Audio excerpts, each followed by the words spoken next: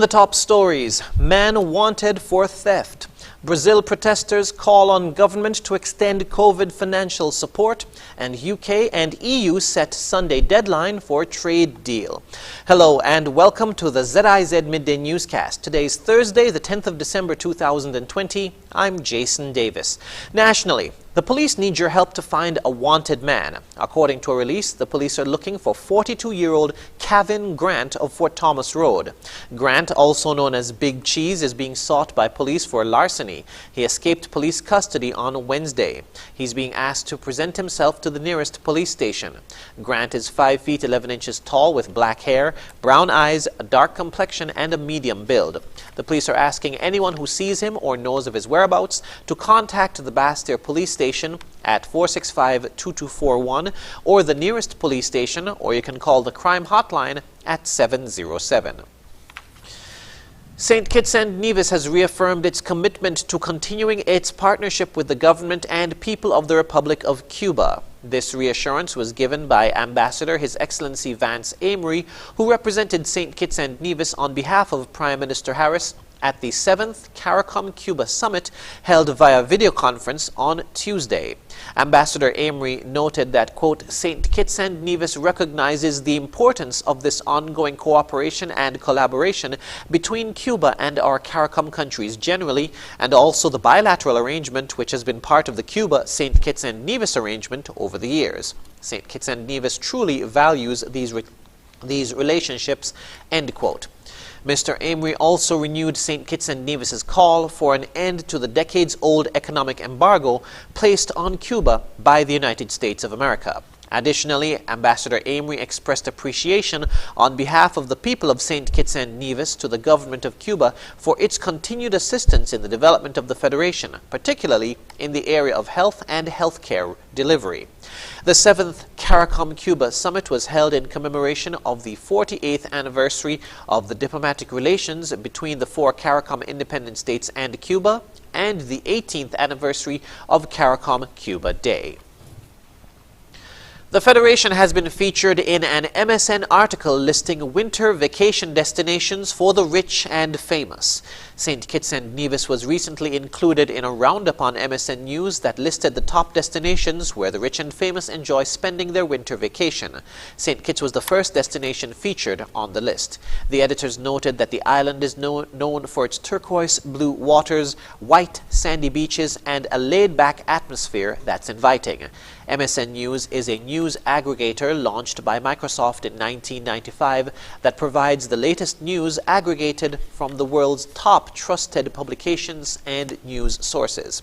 MSN News reaches more than 38 million unique visitors every month, and the article was penned by an editor at MSN's media partner, MediaFeed. We now move to news on the regional scene. Protesters in Brazil have appealed to the country's government to extend emergency financial aid. It's been a lifeline for millions since the start of the pandemic, but the government wants to stop it by the end of this month. Al Jazeera's Monica Yanikev reports.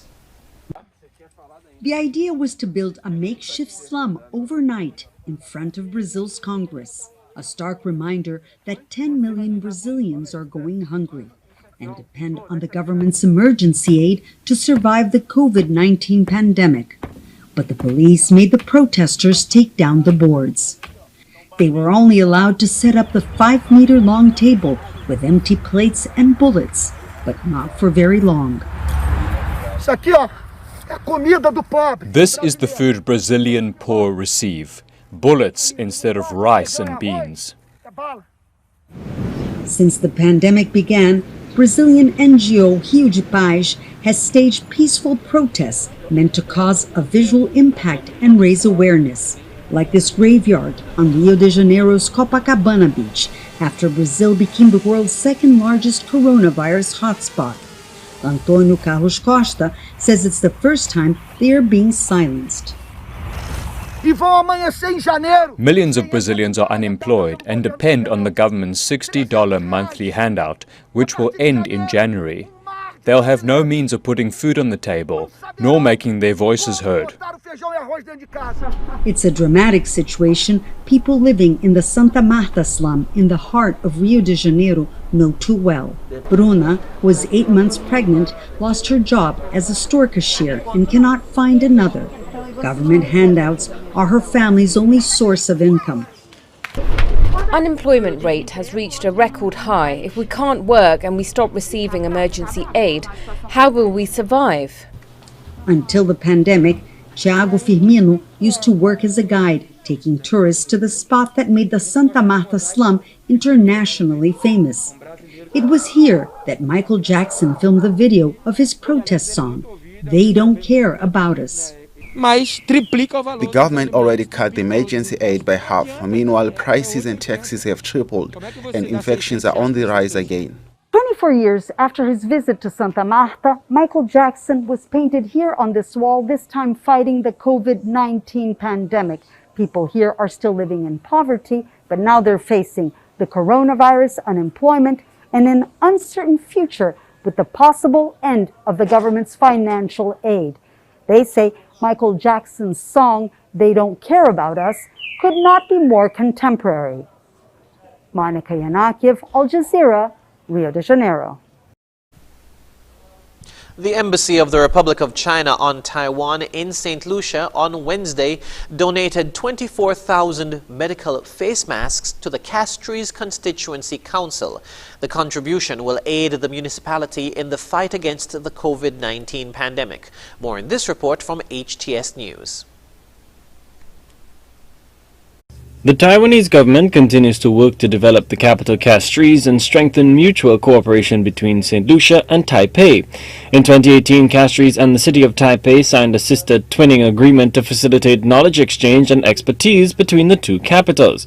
In December 2020, the Taipei government contributed 24,000 medical face masks and $3,000 to the Castries Constituency Council. Taiwan Ambassador Peter Chang says the donation symbolizes the forging of deeper bonds between St. Lucia and Taiwan. Families in Castries have also been impacted as other cities all over the world.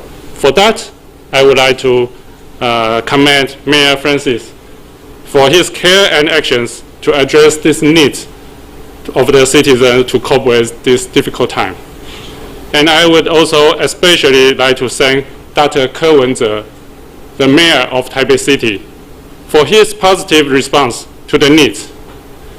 Today's donation demonstrates the love from the citizens of Taiwan to the city of Castries and how they cherish the sister city relationship.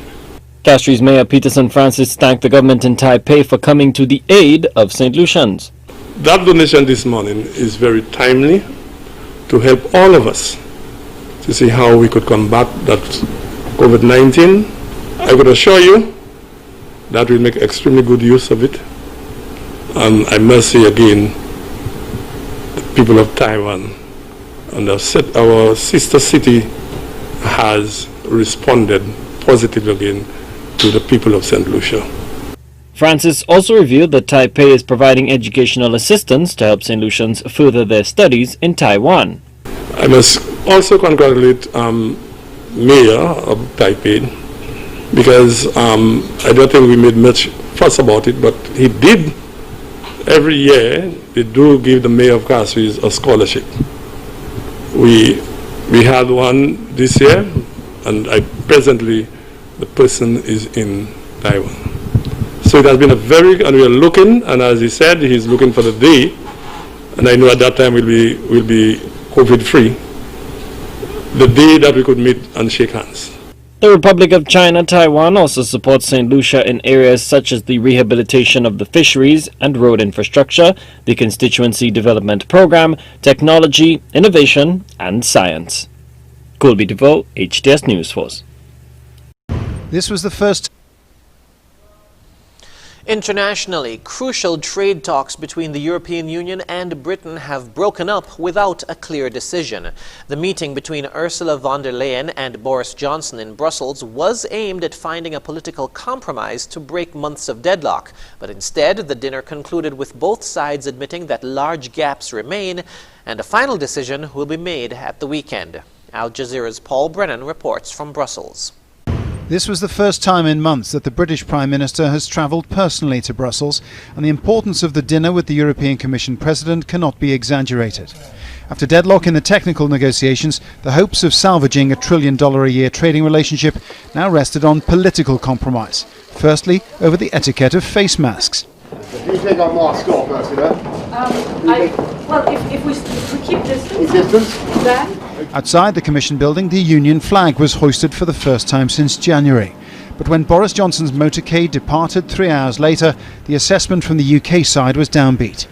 Significant obstacles and very large gaps remain, said a spokesman. Unclear whether these can be bridged.